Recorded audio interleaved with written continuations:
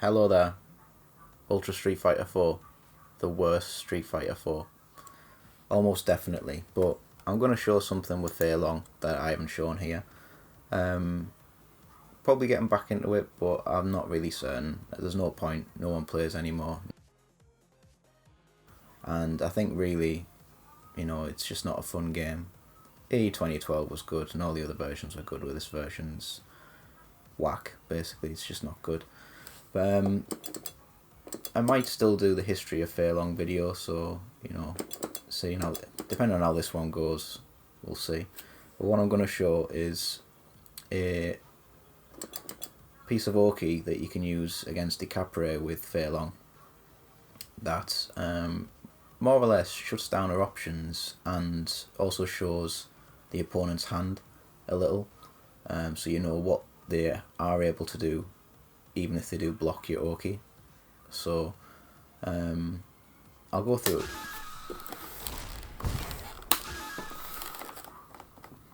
So just going to pick Fei Long, Ultra version, keep it simple.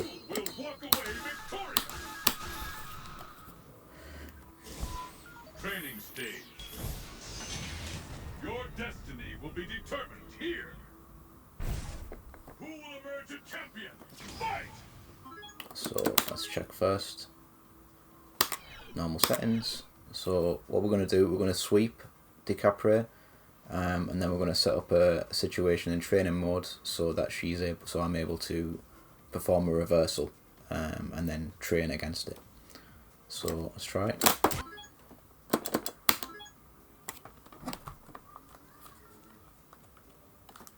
So from here, what you need to do is then, once you've swept her, set it to record,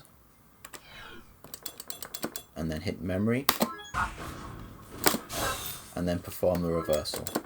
Now, you then switch that back to playback, and then when you reload the state, she's always going to hit the reversal on the exact same frame, every single time, no questions asked. Okay, so we've got a situation where we can train against multiple reversals now. So the main thing here, that was a light stinger that I did to begin with. The light stinger has strike invulnerability, so I'm just going to show that now. That was a meaty, didn't work. That was another meaty, didn't work.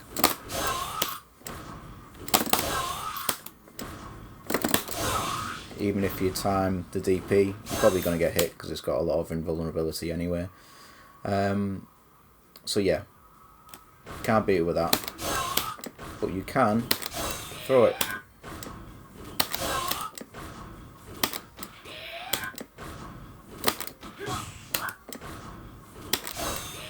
Now the thing with that is the wake up mechanics in Street Fighter 4 mean that whenever you are recovering from a block state or wake up state, any kind of recoverable state, you've always got 2 frames of throw invulnerability. As the stinger is 5 frames, and if you do the reversal, the first 2 frames of her stinger are always throw invulnerable regardless anyway. So in order to hit with the throw, you have to hit from frames 3 to 5. If you hit the 5th frame, then you'll still throw it, but hitting that timing is pretty tricky. It's like you're trying to frame trap a 3-frame jab effectively.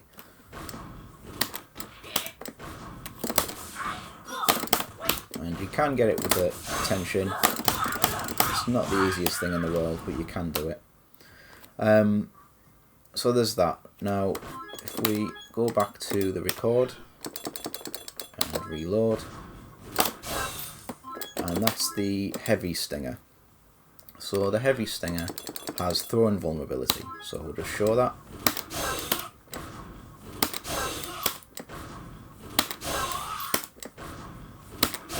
Not happening, can't do it, but you can hit her out of it.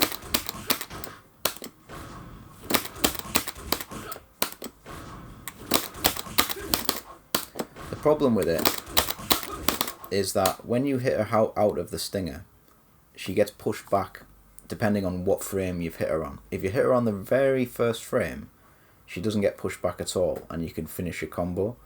But if you're trying to frame trap, say, a 3-frame wake-up jab or anything like that, you have to kind of, you know, you have to delay it just a little bit, which means that she's going to get pushed back a little bit from frames 2 to 3 onwards. So it's probably the best you're going to get.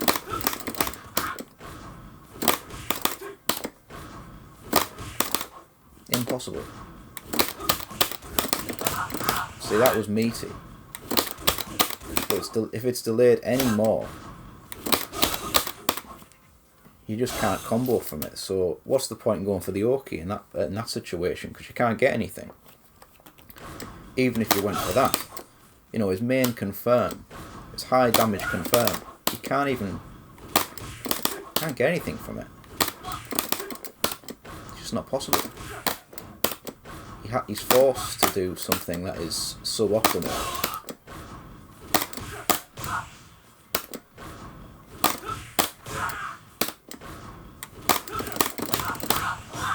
You know, that's not great. You don't want suboptimal. You want to be able to punish someone for doing something stupid when they get up.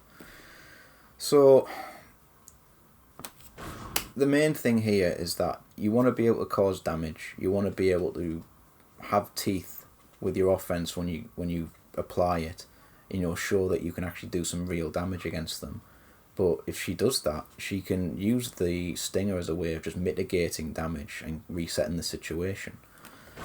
So what if you try and do, say, a standing jab? Well, it goes over it. Like, most of the time it's going to go over it. And even if you do hit, she's pushed away.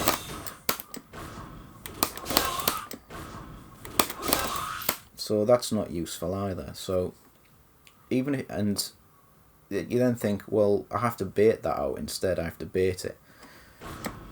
So let's say you can bait it with a neutral jump, yeah? You have to be quite early with the neutral jump in the first place.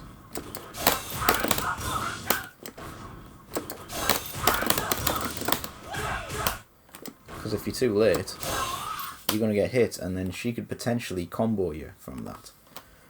So what about, say, a backdash? Can you get out of the backdash and, you know, punish her using your invulnerability from it? Not really, because the active frames on the stinger are so high that it'll hit you meaty. So then she can still combo you after that. So you can't really avoid it with a backdash. You can't really bait it with a neutral jump. Let's say they don't do anything on wake up. So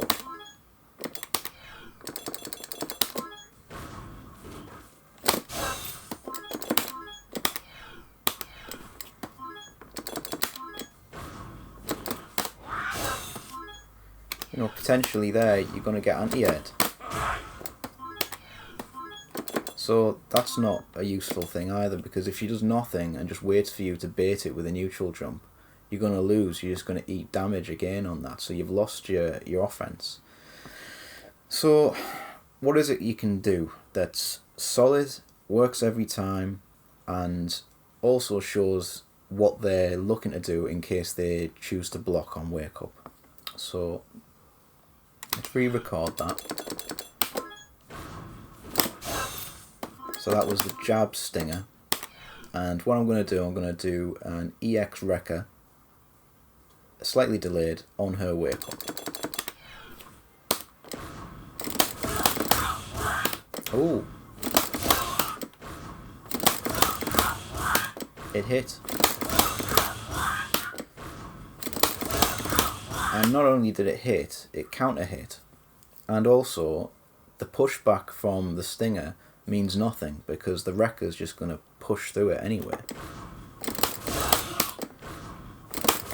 Timing does have to be really good.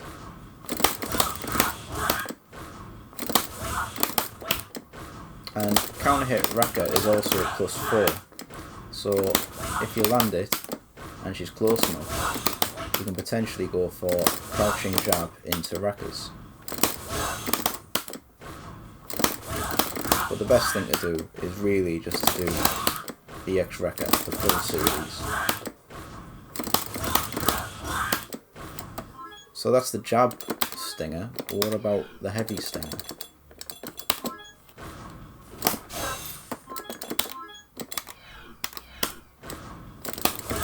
Same thing. So you've got this situation where she can't use the jab one, the most optimal one to use, and in 90% of situations the best meterless reversal for her. She can't use the heavy one, so she's forced to use the medium one, which means it's not going to get around your throat or your jab, or any of your striking attacks there at all. So you've got this situation where even if she then blocks,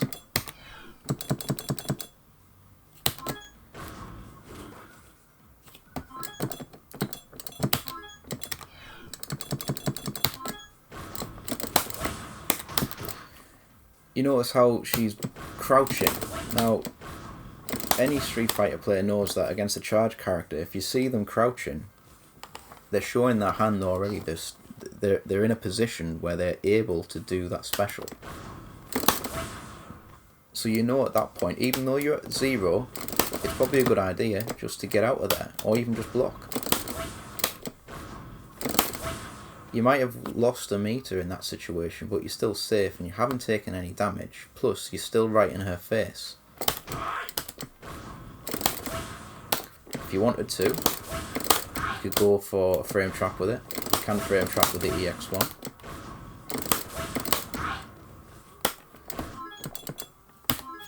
So that's against reversals and doing nothing, but what about if she tries to backdash, or even focus backdash?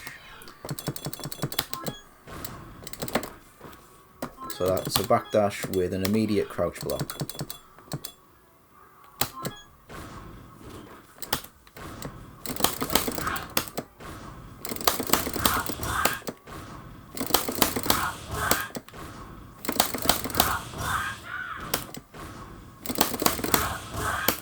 It's going to hit every single time. What about against the focus?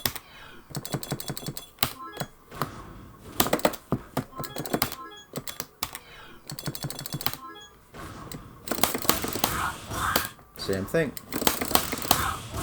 She can't get out. What about if she wakes up with a normal? Let's say a crouch attack like that. Because it's, you know, she's trying to be safe. She doesn't want to do anything that's, you know, gonna get her killed potentially if she gets baited. You counter hit.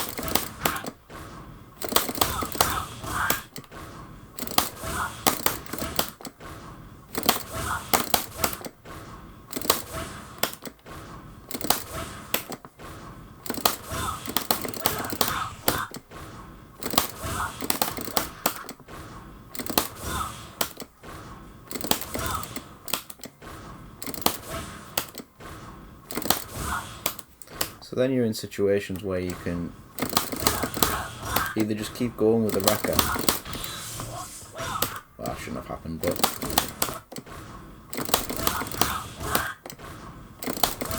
it's always a favourable situation for Fei Long to do that.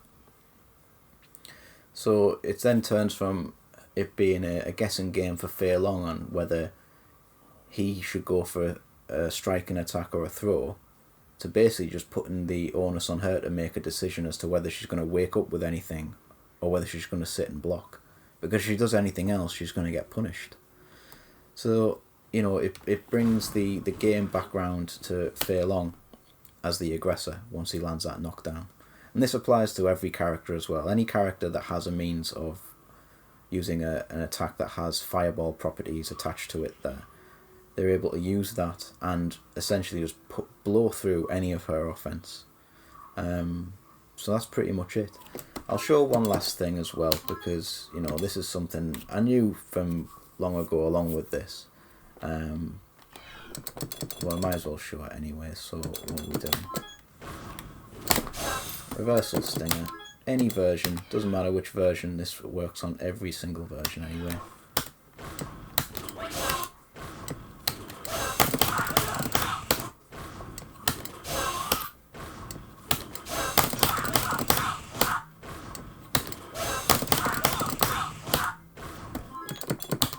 if she sits in crouch blocks.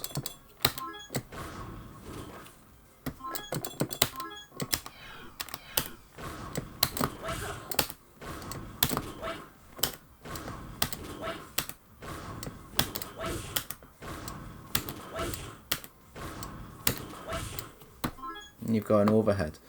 So, you know, there's two options you can use. To be quite honest, the best option in all situations, in my opinion, is always to do a slightly delayed EX wrecker against her wake up, because she can't do anything about it. Things it does make you kind of vulnerable to, if she wakes up and does, let's say, focus, like just hold focus.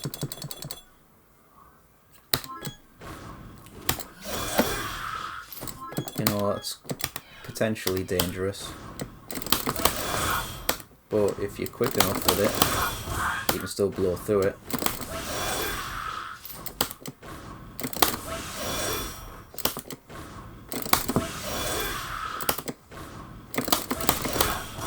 You know, so it's not totally unsafe to go for that.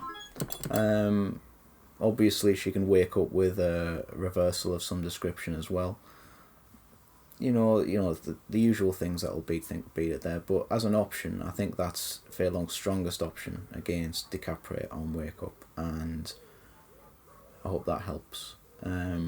Like I said, I might do a history of Fei Long video. I've been playing this character for, I'd like to say I've been playing him for 10 years. I haven't really. I've probably played him for about 6 or 7. I don't really play this game anymore, but I do know pretty much everything there is to know about this character, so if I feel like it, I might go ahead and do it. But thanks for watching, and peace.